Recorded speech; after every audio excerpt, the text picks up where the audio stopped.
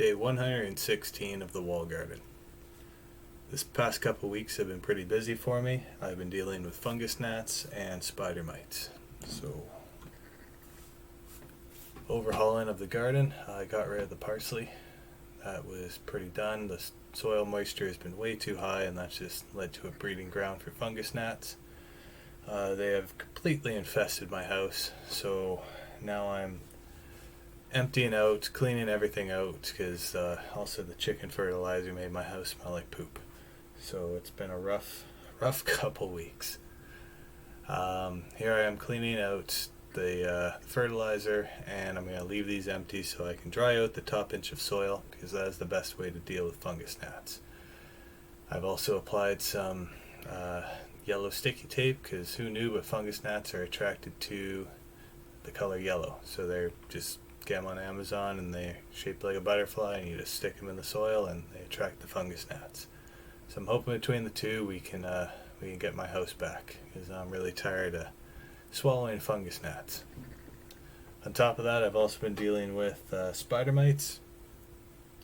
They infested the strawberries, so I had to quarantine those outside and snip off all the flowers and then give them a good couple of drenchings with insecticidal soap. I used Greenworks, I believe it's called. It seems to have done the job. I'm also mainly going to plant a lot of lettuce coming in here. These small ones up front, and I'm just using the extra soil from my 2 tomato plants that died. What I planted in the back there was a cucamelon, and then I have a tomatillo here. But there's just a little too much soil there, and I also want to turn in some of these leafy greens that were growing a little too densely, so I'm going to turn those into the soil back there to provide a little bit of organic fertilizer, and then just seed a lot more lightly, position them all over the wall garden, and see which position grows the best. Here I am planting the tomatillo.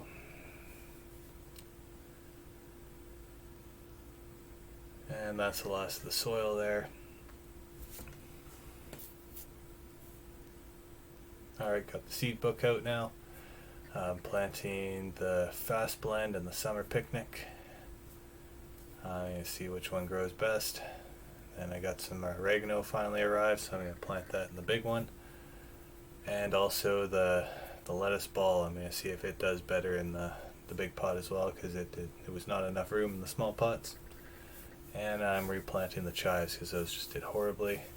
Here I am taking off all the dead leaves from the strawberries that were just drenched in the insecticidal soap and left outside for a few days. And I'm also going to replant, well, this is lovely. Alright, yeah, just bear with it. I'm also going to take a cutting from this. I'm getting the root growth hormone stuff. I forget exactly what it's called. But it promotes root growth, so I just dipped it in there, and I'm going to see if I can get this strawberry plant to grow again. I threw out that other strawberry plant that was just not doing good. It was an everbearing, I believe. I think they require pretty big pots.